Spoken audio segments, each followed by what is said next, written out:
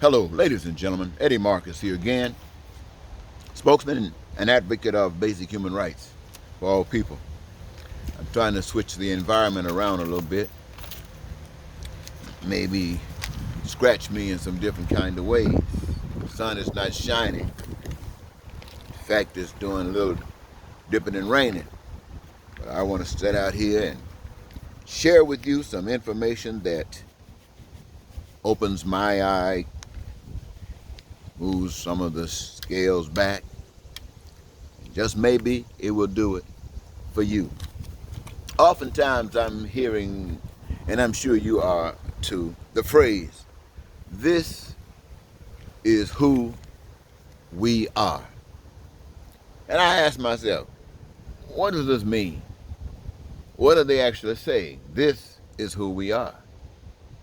I get the impression that they want to say that there's something uniquely special about us, and we want to focus on it, draw attention to it, and we just give it our biggest hooray. This is who we are. And as I think about that, I also think about some other things that it could actually mean. And as I reflect on those kind of things, it makes me feel that, on the other hand, we, from the beginning, I want to take you back to the beginning of the story for those who were born in America, for those who practice Christianity. I don't know about the other people, about their practices. I know their results. And it tells me whatever their practices are, they are no different than ours. Whatever their rules are, they have no more authority than ours. Because we as a people are all the same. I believe that it would refresh our memories if we go back to the garden. We say that Adam and Eve, supposedly the first two, or at least for the purpose of discussion and introduction of information, they will be sufficient. These two were given the world. They had only one restriction, and that restriction has been interpreted in many ways, but it was meaning basically to always listen to the source, obey the source wherein your power, wherein your authority, and the source says, listen to none other. You know, that's kneeling it down. But for some in our various societies would interpret that to mean it was the voice speaking to Eve, telling her that she was beautiful and she was fine and foxy, and someone and everyone would really love her, that she could basically do anything she wanted to do. She could actually have anything she wanted to have. In fact, that guy over there called Adam, he's not good enough for her. Now, don't ask me where this voice came from, but I hear it nevertheless here in America every day. Oh, I could do better for you than that.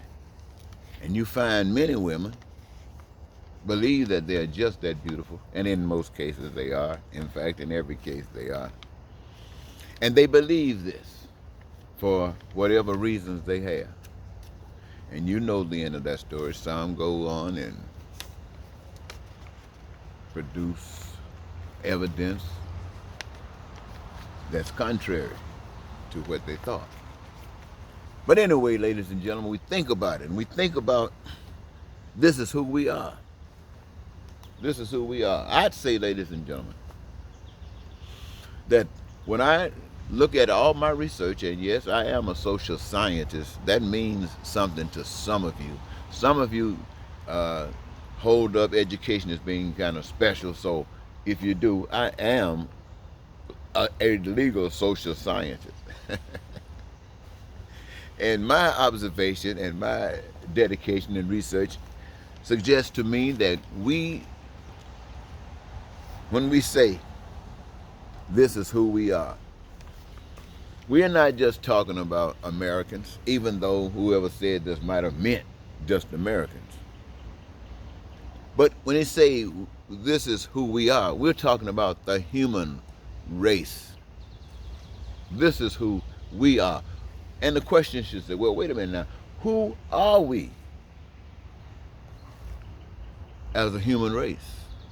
Truly, who are we as the human race? Now, you're going to find some people, scholars, others, philosophers will tell you all kinds of things about who you are.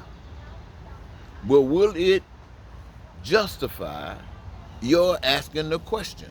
Will it justify, will it substantiate your role, your position? Me, I say, we as a human race, we are lapdogs for whomever will lie to us and kill us. They'll lie to us and will kill us. And they got control, total control over us.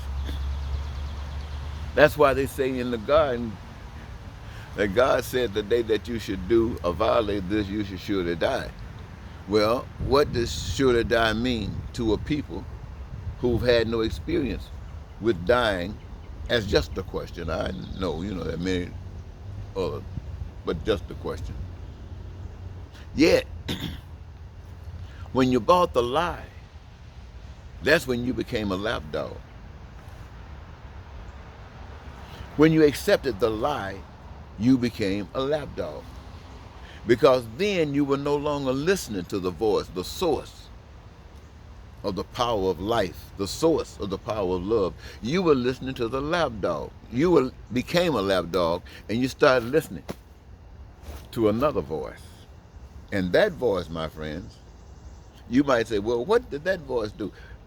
I tell you, when I said a moment ago what that voice was saying to the woman, I can use America today and tell you the same kind of thing that was being practiced through the voices of today, especially during the last presidency. We were given information, erroneous information, that we were expected to believe and accept. Lies. But we were expected to believe it and accept it. And those who believed it and accepted it expected us to join right in.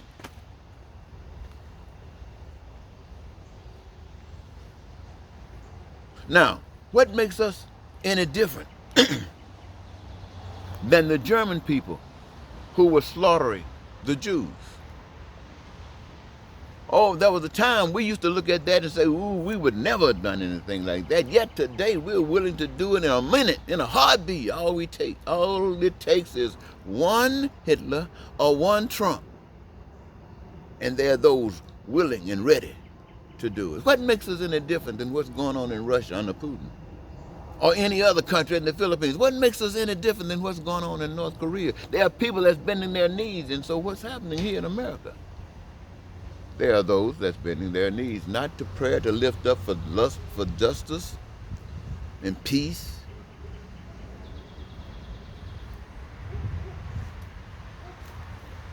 What makes us any different than what's happening in China? When you see one man running the country and everybody is shouting, clapping their hands, whatever he says is all right with us. See? And let's just say that every nation were overtaken by a dictator. Let's say that you acquiesced and just gave in. What would that do for you? It'll have you all in one order? Or having you submissive to everything which is the ideas of others? And where's your freedom? You don't have any. You've given it up.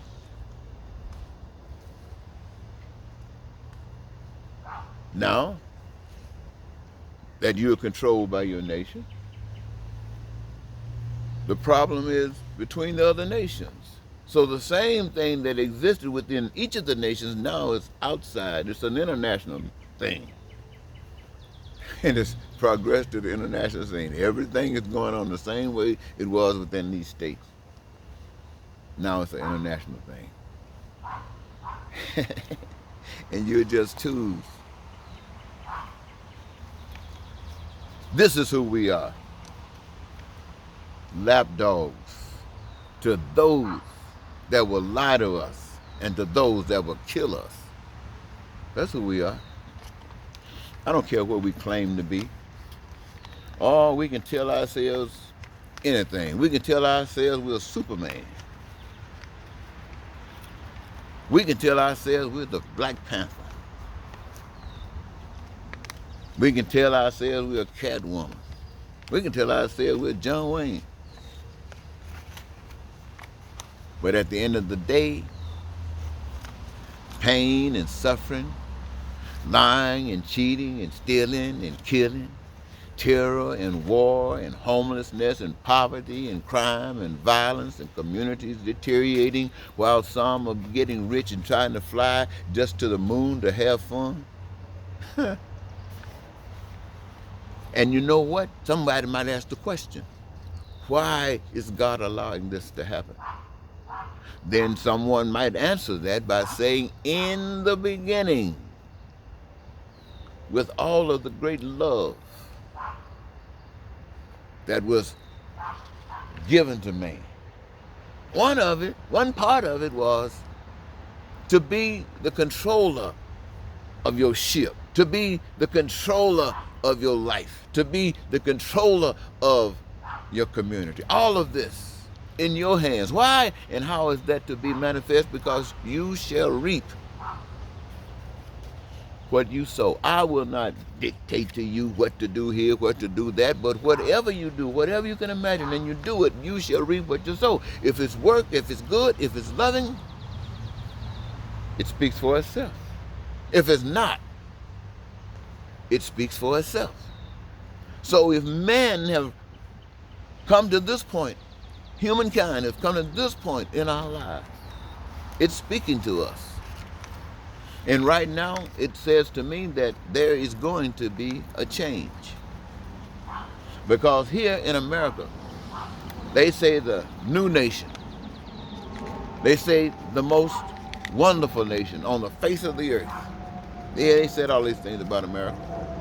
And let's say it was true. But we see where we are now. We're at the base bottom with everybody else. And we trying to pretend as though we're trying to save ourselves. If you want to say that Republicans are taking us down, then you must be trying to say that the Democrats are trying to save us. That's not true. The Democrats are not trying to save us. Yes, the Republicans are trying to take us down. The Democrats are saying, slow up. You're taking us too fast. That's all. That's the same old game. You're taking us, slow up, you're taking us too fast. See, that's what's happening. But I say there's going to have to be a change. It's not going to be this democratic stuff. The world continuation requires and demands that we stand for what's right. That if we want to live, if we want to enjoy life, if we want to experience the beauty of life, then we're going to have to do what's right. We're going to have to treat others as we want to be treated. We're going to have to honor that no man is superior to you. There's only one power that's superior to you, and it is God, an invisible spirit responsible for all existence, that each of us must allow to live in us so that we can be directed by the path of love, led by the Spirit. And we can go forward and do those things that will allow us to cause a manifestation of whatever we can imagine for the benefit of the human race. And no pain, no suffering, no lying, no cheating, no stealing, no killing. This, my friends, is the required change if you don't want to go down that path to hell. And there's nothing else in between. So I'm just telling you, you're going to have to wake up. What does that mean? That means that everybody's going to have the resources that's essential for survival. Not just Americans, but all of the Asian folks, all of the African people. People everywhere are going to have access to those essentials, and that means food. Nobody on this earth should be hungry. We had to work it out some way. Nobody on this earth should be without shelter. No one should be homeless. No one on earth should be homeless. Why? Because the Spirit of love says it so. No one on this earth should be denied education or health care. No one on this earth should be denied the ability, the opportunity to engage themselves in the process of creating all that we have caused to be created. Given our individual specific gifts that would allow us to receive our greatest joy in causing this manifestation. And by engaging ourselves in the process, we understand that we become owners of all that exists to be used at our discretion as we need, want, and desire. My friends, and no man, no institution, no anything supersedes